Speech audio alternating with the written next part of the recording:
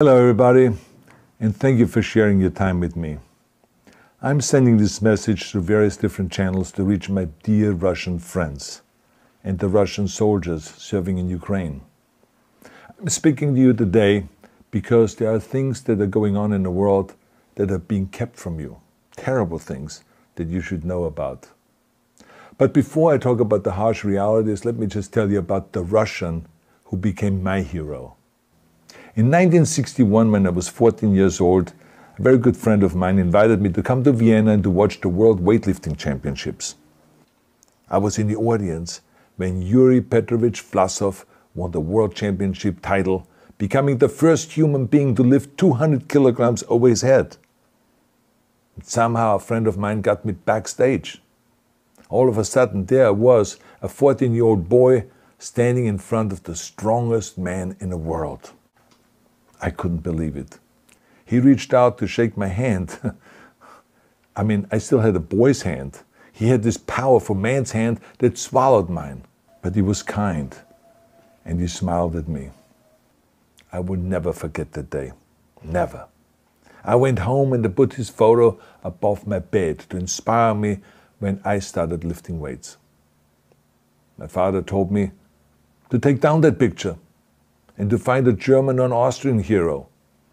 He got really angry, and we argued back and forth.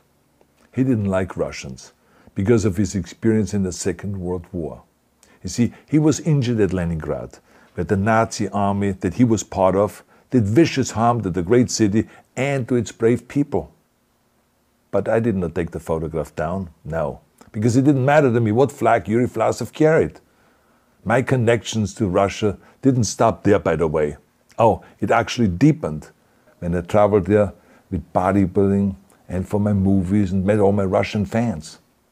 And on one of those trips, I remember, I met Yuri Vlasov once again. It was in Moscow during the filming of Red Heat, which was the first American movie allowed to film in Red Square.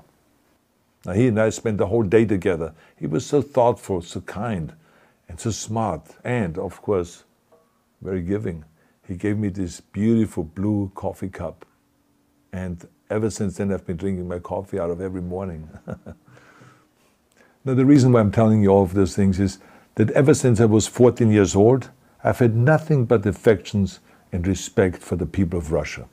The strength and the heart of the Russian people have always inspired me. And that is why I hope that you will let me tell you the truth about the war in Ukraine and what is happening there. No one likes to hear something critical of the government, I understand that. But as a longtime friend of the Russian people, I hope that you will hear what I have to say. And may I remind you that I speak with the same heartfelt concern as I spoke to the American people when there was an attempted insurrection on January 6th last year, when a wild crowd was storming the US Capitol, trying to overthrow our government.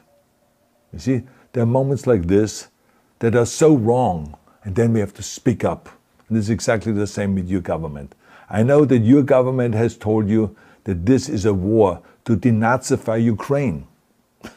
Denazify Ukraine? This is not true. Ukraine is a country with a Jewish president, I might add, whose father's 3 brothers were all murdered by the Nazis. You see, Ukraine did not start this war. Neither did nationalists or Nazis. Those in power in the Kremlin started this war. This is not the Russian people's war. No. As a matter of fact, let me tell you, what you should know is that 141 nations at the UN voted that Russia was the aggressor and called for it to remove its troops immediately. Only 4 countries in the entire world voted with Russia. That is a fact. See, the world has turned against Russia because of its actions in Ukraine. Whole city blocks have been flattened by Russian artillery and bombs, including a children's hospital and a maternity hospital. 3 million Ukrainian refugees, mainly women, children, and elderly, fled their country, and many more are trying to seek to get out. It is a humanitarian crisis.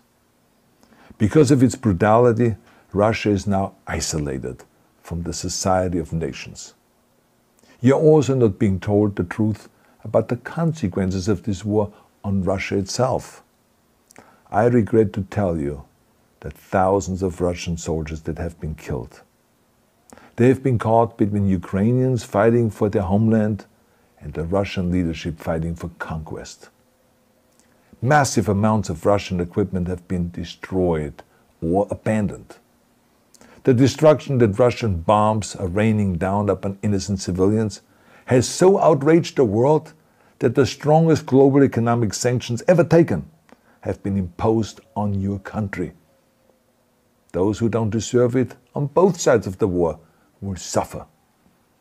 The Russian government has lied not only to the citizens, but to its soldiers. Some of the soldiers were told they were going to fight Nazis.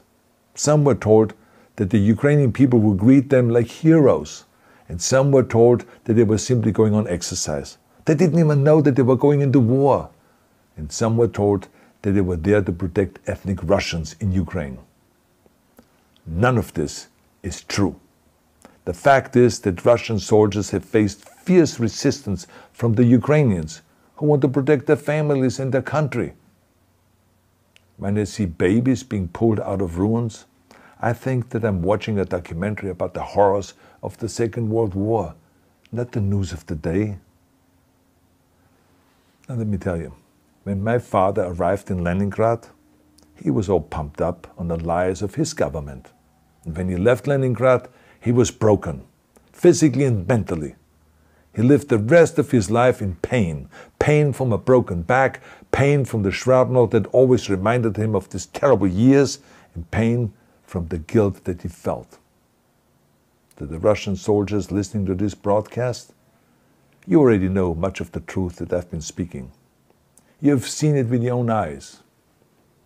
I don't want you to be broken like my father. This is not the war to defend Russia that your grandfathers or your great-grandfathers fought. This is an illegal war. Your lives, your limbs, your futures are being sacrificed for a senseless war condemned by the entire world. Now, to those in power in the Kremlin, let me just ask you, why would you sacrifice those young men for your own ambitions? To the soldiers who are listening to this, remember that 11 million Russians have family connections to Ukraine. So every bullet you shoot a brother or a sister.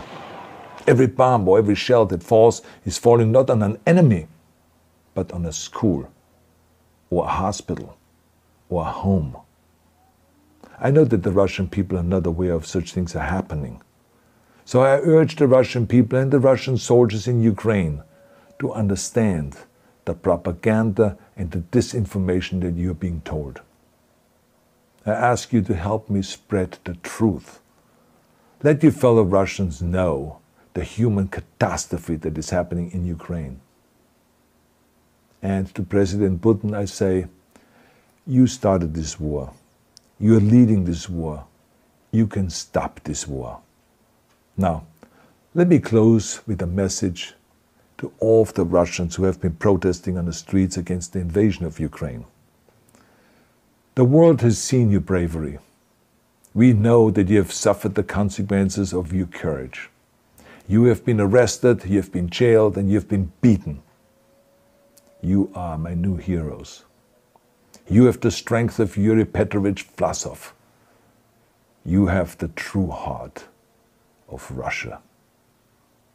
My dear Russian friends, may God bless you all.